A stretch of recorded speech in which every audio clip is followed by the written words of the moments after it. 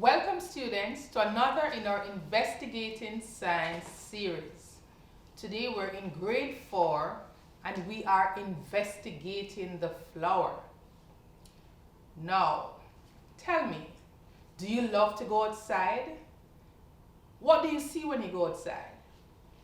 I'm sure you'll see some plants and you'll see that some of these plants have flowers. Good. So we're going to take a closer look at the flower today.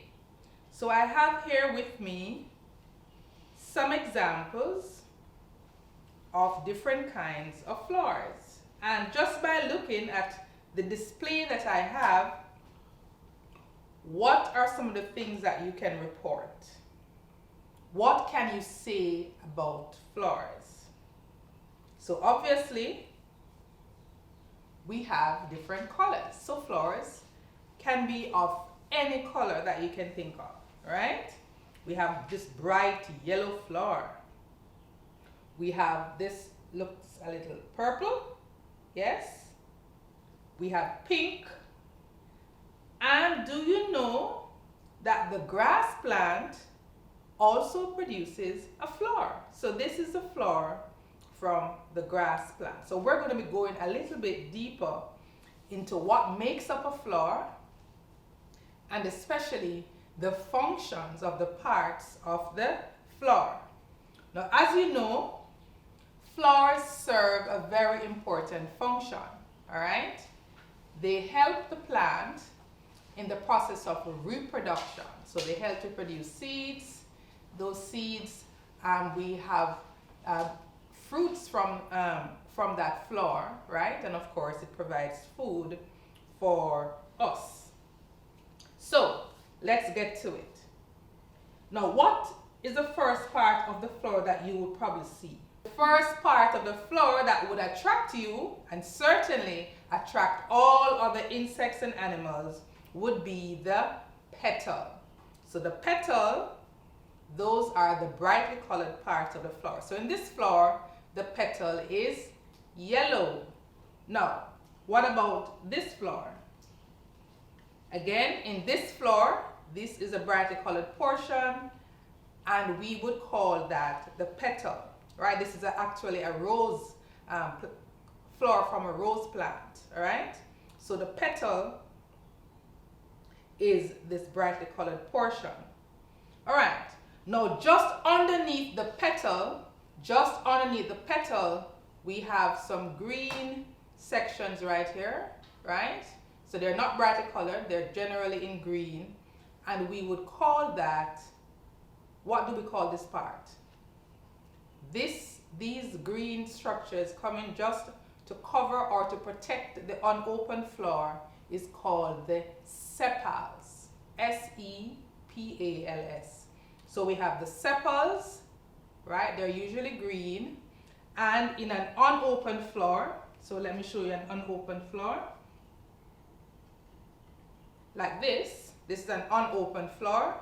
So the green sections, yes, that protects that bud is called the sepal. Very good. And of course, we have our petals, which are the brightly colored portions. Now, within the flower itself, we have more structures. Can you think of any? Okay, let's take a closer look at the structures within the flower. All right? So we have here the flower from a Poinciana, dwarf Poinciana, or what is called Pride of Barbados plant. All right? And you can see, if you look very closely, that there are some long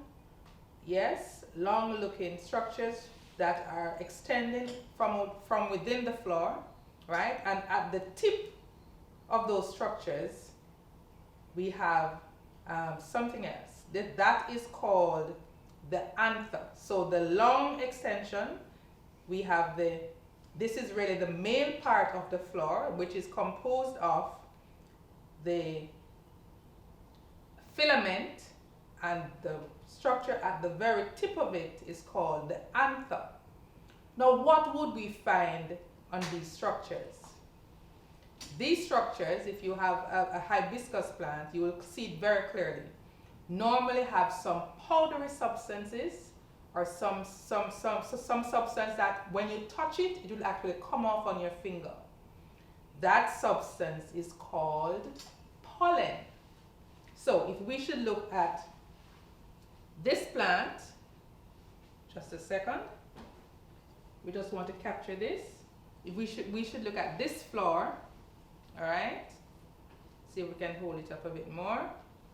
You see some yellow, this part is yellow, and in some cases, when you touch it, you can get some of the powder coming off on your hand.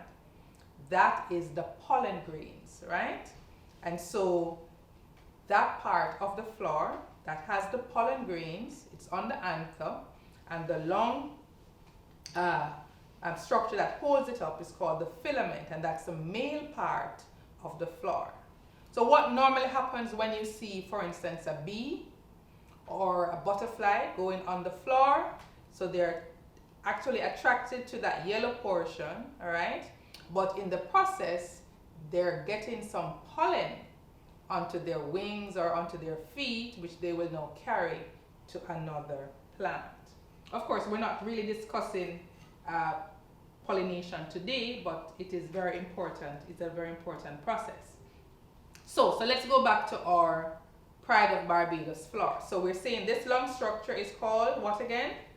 It's called the stamen, and it's composed of the filament, and the top portion is called the anther, which holds the pollen grains.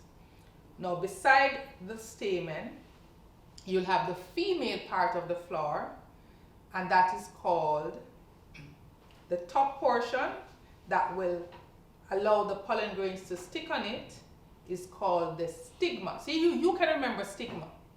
The pollen grains will stick to it. So the stigma is the top portion of the female part. And of course, that tube will extend right down to the base of the flower. And at the base of the flower, we'll find the ovary. So let us demonstrate with another flower so that we can get a better idea of where the ovary is. So if I should take apart this beautiful flower, do I want to do that? All right, let me try the rose. So the rose, yes, let's see if we can zero in on the rose. We have the petals. Within the petals, we have the stamen sticking out with the pollen on top, right? And so if we should take apart this flower, oh dear, not something we want to do, but let's take it apart. At the base of this, we would get into just underneath. So when we take out all the other parts, underneath, we'll get into the ovary. What is in the ovary? What will we find in the ovary?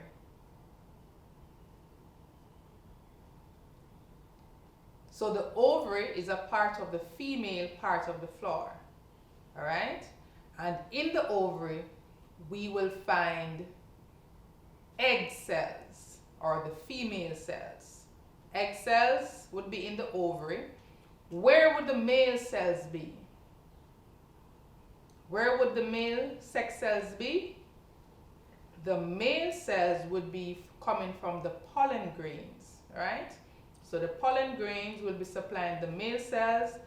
The ovary would contain the egg cells, the female sex cells, right? And of course, when the pollen, right, is attached to the stigma and then eventually travels down to the ovary, we get fertilization.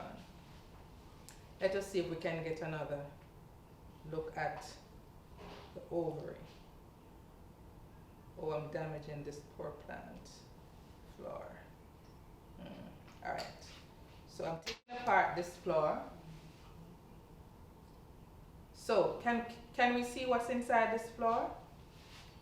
So if we zero in on this flower, we actually have, so these are the petals. We have these, the male parts and the female part. That's this tube in the center. All right, and attached to that tube, it goes right down into the ovary, which is right here. All right, so you can see the ovary more better defined here. So when the pollen grain attaches itself to the female part, the top part, which is called the stigma, eventually there's a process that will allow the grain, the sex cells, to come down this tube and to get into the ovary where fertilization will take place. So this is a very interesting aspect of the flower. So let us see if we can review what is taking place here. So we have our flowers. They have this structure that basically protects the unopened flower. We call that the sepals, right? Okay, let's see if we can attach our flower back together. The colored portion that will attract our insects and other creatures, we call that the petals. So we can always realize where the petals are. Inside the actual flower, we will have our male part that will have the pollen on top, right? That the insects would now transfer to the stigma, which is the top part of the female part, all right? Now, before we go, you will notice, as I mentioned before, that grass plant will also have flowers. Now, of course, what can you say about the flowers on the grass plant compared to the poinciana, for instance, or the rose? What can you say about the flower here? Yes, we can see that they're not really brightly colored, yes? So insects would not really be as attracted to the grass plant as the other flower. However, the flowers are quite, the parts of the flower, they're very light, and so they can be spread by the wind. We'll discuss that at another time. But the grass plant will also have the flowers at the top. Yes, we'll find our anther with our pollen, and of course, this entire long structure here is our filament. That's all for today. I hope you enjoyed investigating the flower.